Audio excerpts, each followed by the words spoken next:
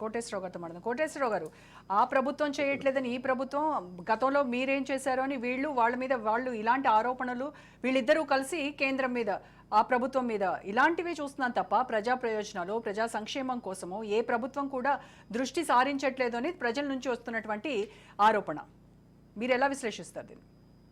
ఆంబోతుల మధ్య పోట్లాట్లో లేగదోడలు నలిగిపోయినట్లుగా ఇవాళ బకాయిలు లేనటువంటి వాళ్ళు ఎవరున్నారు?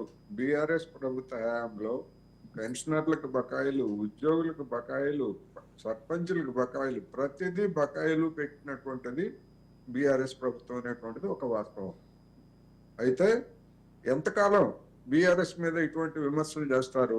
ఒక 1000 కోట్ల రూపాయలు పంచాయతీలకి, అందులోనూ రద్దయినటువంటి పంచాయతీలు, ఆ 1000 కోట్ల రూపాయలు సర్దులైనటువంటి అసమర్థంగా ఇవాళ రేవంత్ రెడ్డి సర్కారు లేదా కాంగ్రెస్ పార్టీ సర్కారు ఉన్నదా అనేటువంటిది ప్రశ్న. మేము 30,000 కోట్లు మేము రైతుల రుణాలు రద్దు చేశాము, ఇవన్నీ ఓకే. కానీ 1000 కోట్ల రూపాయలని ఎందుకని సర్దుబాటు చేయాలనేటువంటి దుస్థితిలో ఇవాళ సర్కారు ఉంది. ఎందుకంటే సర్పంచులు మళ్ళా తిరిగి వాళ్ళు పదవులకు వస్తారో రారో అది వేరే అంశం. కానీ వాళ్ళు ఖర్చు పెట్టి, వాళ్ళ జేబుల్లోంచి ఖర్చు పెట్టి చేసినటువంటి దాన్ని ఎంతకాలం వాళ్ళు ఏమన్నా బడా కాంట్రాక్టర్లా, లేకపోతే ఏమన్నా కార్పొరేట్ సంస్థల వాళ్ళు? ఎందుకని ఈ విధంగా వాళ్ళ మీద నెపం నెడితే ఏం ఉపయోగం? మీకు బాధ్యత లేదా? డెఫినెట్ గా ఇది చాలా గర్హనీయమైనటువంటి వైఖరి అనేది ఈ సందర్భంగానే చెప్పదలుచుకున్నాం. మంత్రి గారే చెప్పారు, మేము ఇవ్వలేకపోతున్నాం, మేము తర్వాత ఇస్తాం, అసలు మేము చెప్పామా? ఎవరు చెప్పారు ఇవన్నీ?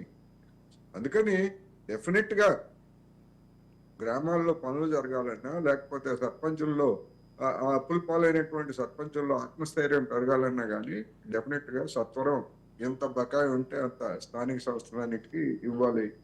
ఎందుకని ఇస్తాము? ఇప్పుడు కొత్త వాగ్దానాలు అమలు జరపడానికి మేము అదే డిసెంబర్లో ఇస్తాము, జనవరిలో ఇస్తామని చెప్తున్నారు. ఎప్పుడో ఖర్చు పెట్టినటువంటి దాన్ని ఇవ్వడానికి వాళ్ళకి హక్కు. అది మిగిలినటువంటి సంక్షేమ పథకాలు అనేటువంటి ఎవరికి హక్కు కాదు. హక్కు సర్పంచులకి ఖర్చు పెట్టినటువంటి దానికి ఇవ్వాల్సినటువంటి హక్కు. హక్కుగా ఉన్నటువంటి దానికి ఎందుకు ఇవ్వరు అనేటువంటి ప్రశ్న. అండ్ మోరోవర్ చాలా నమ్మకంతో కూడా వాళ్ళు అక్కడ ఇక్కడ వాళ్ళ ఆస్తులు, బంగారం ఇవన్నీ కూడా తాకట్టు పెట్టి తీసుకొచ్చి గ్రామాన్ని అభివృద్ధి చేస్తారు పాపం. బీఆర్ఎస్ తప్పు చేసిందని మీరే విమర్శించారు. బీఆర్ఎస్ చేసినటువంటి తప్పుని మళ్ళా మీరు ఏడాది తర్వాత కూడా దాని మీద ఒక నిర్దిష్టమైనటువంటి హామీ ఇవ్వకుండా మళ్ళా అదే తప్పుని ఎందుకు చేస్తున్నట్టు మీరు? మీకు బీఆర్ఎస్ కి పెద్ద తేడా ఏముంది అనేది ప్రశ్న ఇక్కడ. అందువలన డెఫినెట్ గా ఇలాంటి విషయాల్లో రాష్ట్ర ప్రభుత్వం తక్షణమే నిర్ణయం తీసుకొని వాళ్ళకి ఇవ్వాల్సినటువంటి బకాయిలు ఇవ్వాలి. ఇవ్వకుండా రేపు ఎన్నికల్లో సర్పంచులుగా పోటీ చేసే వాళ్ళకి కానీ, లేకపోతే కనీసం ఏ విధంగా ఏ మొహం పెట్టుకుని గ్రామాలకి వెళ్తారు ఏ రాజకీయ పార్టీ అయినా, ప్రతిపక్షమైనా? ఎందుకంటే బీఆర్ఎస్ కైనా అదే పరిస్థితి. మీరే కదా బకాయి పెట్టారని వాళ్ళని అడుగుతారు. వాళ్ళు పెట్టిన బకాయి మీరెందుకు తీర్చారు, మీకు బాధ్యత లేదా అని చెప్పేసి వీళ్ళని అడుగుతారు. అందుకని రెండు పార్టీలు ఇబ్బందికరమైనటువంటి పరిస్థితిని రేపు ఎన్నికల్లో ఒకవేళ నిజంగా కనుక జరిగితే ఏదన్నా కారణంతో వాయిదా పడితే అది వేరు. కానీ కేంద్ర ప్రభుత్వం తీసుకున్నటువంటి నిర్ణయం అది మంచిదే. ఎందుకంటే ఎన్నికలు జరపకపోతే కేంద్రం ఇచ్చేటువంటి నిధులను నిలిపివేస్తామంటే కనీసం అప్పుడైనా రాష్ట్ర ప్రభుత్వాల యొక్క మొద్దు చర్మాలకి చలనం వస్తుంది. అది కూడా లేకుండా నిధులు లేక కేంద్రాన్ని విమర్శించవచ్చు ఇతర విషయాల మీద, కానీ మీరు చేయాల్సినటువంటి ఎన్నికలు ఎందుకు జరపరు? ఏడాది కాలంగా జరగాల్సినటువంటి ఎన్నికలు ఎప్పుడు జరుపుతారు? జరిపినప్పుడే ఆ నిధులు వస్తాయి. ఆ నిధులు వస్తేనే గ్రామ పంచాయతీలకి 4 డబ్బులు వస్తాయి, 4 పనులు చేస్తారు.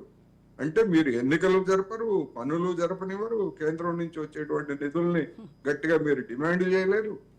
ఎందుకు ఈ దుస్థితి అనేది ప్రశ్న.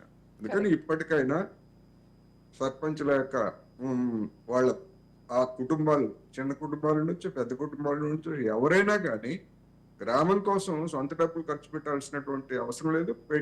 పెట్టినటువంటి వాళ్ళకి వెంటనే బకాయిలు ఇవ్వాలనేది నేను ఈ సందర్భంగా చెప్పదలుచుకున్నాను.